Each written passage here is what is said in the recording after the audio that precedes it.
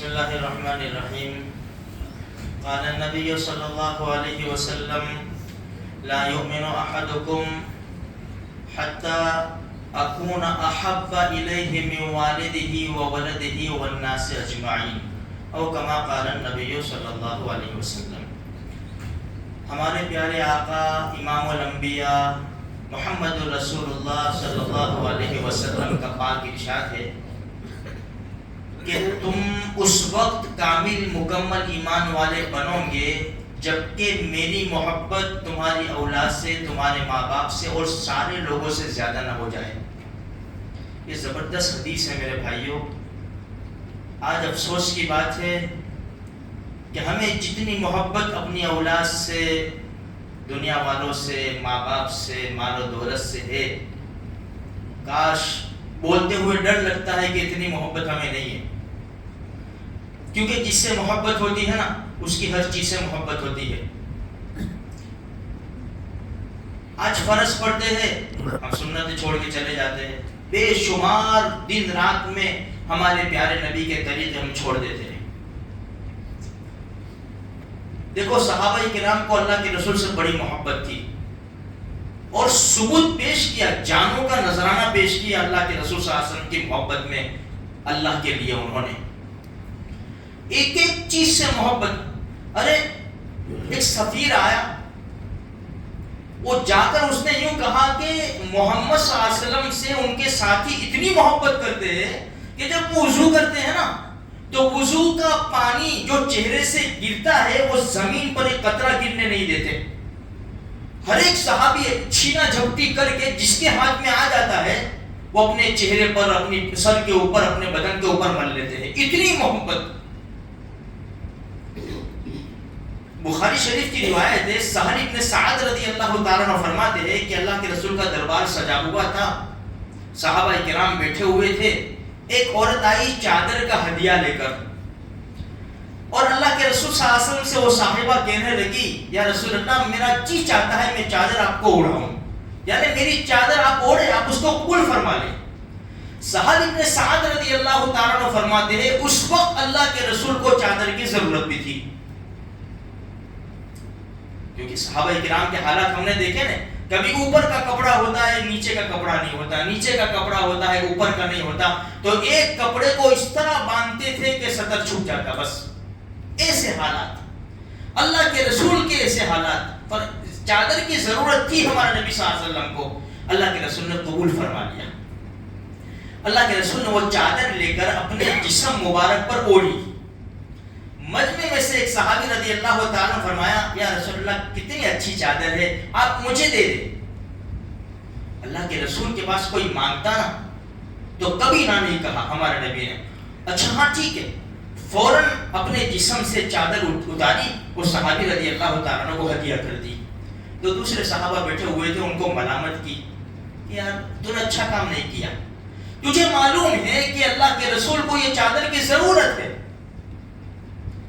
پھر بھی تو نے اللہ کے رسول سے چادر مانگی، اور تجھے یہ بھی معلوم ہے کہ اللہ کے رسول سے جو کوئی چیز مانگتا ہے اللہ کے رسول کبھی منع نہیں کرتے، تو نے کیوں ایسا کیا؟ وہ صحابی رضی اللہ تعالیٰ عنہ قربان جائے میرے بھائیوں، ان کو کوئی دنیا کی لالچ نہیں تھی. وہ کہنے لگے میرے بھائی یہ برکت کے لیے میں نے مانگی ہے. جب میں نے دیکھا کہ یہ چادر میرے نبی کے جسم کے اوپر لگ گئی ہے تو میں نے وہی فیصلہ کر لیا کہ یہ چادر لے لوں گا، موت تک اپنے پاس رکھوں گا اور اسی میں کفن پہن کر میں قبر میں جاؤں گا. اندازہ لگاؤ میرے بھائیو کیا محبت تھی. چلو آج ہمارے پاس وہ چیزیں نہیں ہیں جو اللہ کے رسول استعمال کرتے تھے، لیکن اللہ کے رسول صلی اللہ علیہ وسلم کے بہترین طریقے، بہترین میٹھی میٹھی سنتیں ہمارے پاس موجود ہیں. آج اگر ہم عمل کریں گے اللہ کے رسول کی سنتوں پر، اللہ کے رسول کے طریقے پر، بھائی ہمارا کھانا پینا، رہنا سہنا، اٹھنا بیٹھنا، ہمارے فنکشن، ہمارا لباس، ہماری چال ڈھال، ہمارا پڑوسیوں سے سلوک ہے، ہماری تجارت اور ہمارا لوگوں کے ساتھ حسن سلوک، یہ ساری چیزیں اگر اللہ کے رسول کے طریقے پر، اور مشکل نہیں ہے، مشکل نہیں ہے میرے بھائی. دل کو بڑا کر لو، بس جھک جاؤ. من تواضع للہ رفعہ اللہ، جو اللہ کے لیے جھک جائے گا اللہ کو اٹھائے گا. چھوٹے بن جاؤ, اللہ کی نظر میں بڑے ہو جائیں گے. جب انسان چھوٹا بنے گا نا تو ہر چیز قبول کرے گا.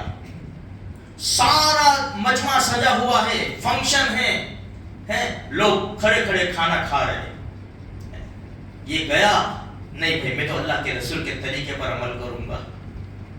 لیا پلیٹ میں کھانا, کسی اچھی جگہ تلاش کر کے اور بیٹھ گیا. ارے یار کیا ہے, نہیں کچھ بھی ہو جائے گی, میرے کو تو اللہ کے رسول, میرے نبی کا طریقہ پہلے, غیروں کا طریقہ نہیں.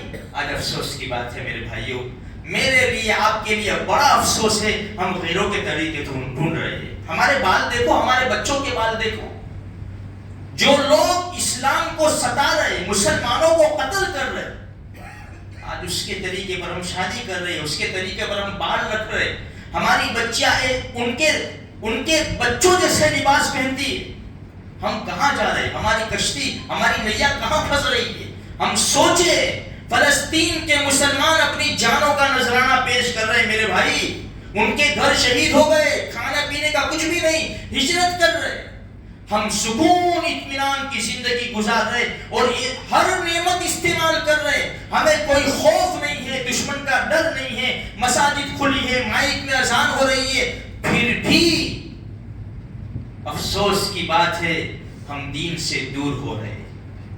ہماری مسجدیں خالی ہے, قرآن کریم کی تلاوت سے ہمارا گھر خالی ہو چکا ہے. قرآن کریم پڑھا جاتا تھا, روزانہ پڑھتے تھے, آواز گونجتی تھی. افسوس کی بات ہے میرے بھائی, افسوس کی بات ہے. آ جاؤ, ابھی بھی وقت ہے, ورنہ جب ملک الموت آئیں گے نا پھر وقت نہیں ملے گا. بڑے بڑے دشمنوں کو بھی موت کے گھاٹ اتارا ہے اور بڑے اللہ والوں کو بھی موت کی نیند سلایا ہے. ہمیں بھی چلے جانا ہے, ایک دن مر جانا ہے. اس سے پہلے ہمیں تیاری کرنی ہے میرے بھائی. اس لیے کوشش کرو. دنیا چھک مار کے ہمارے سامنے آئے گی, ہم دنیا سے پیٹھ پھیریں گے, وہ ہمارے پیچھے آئے گی. ہم دنیا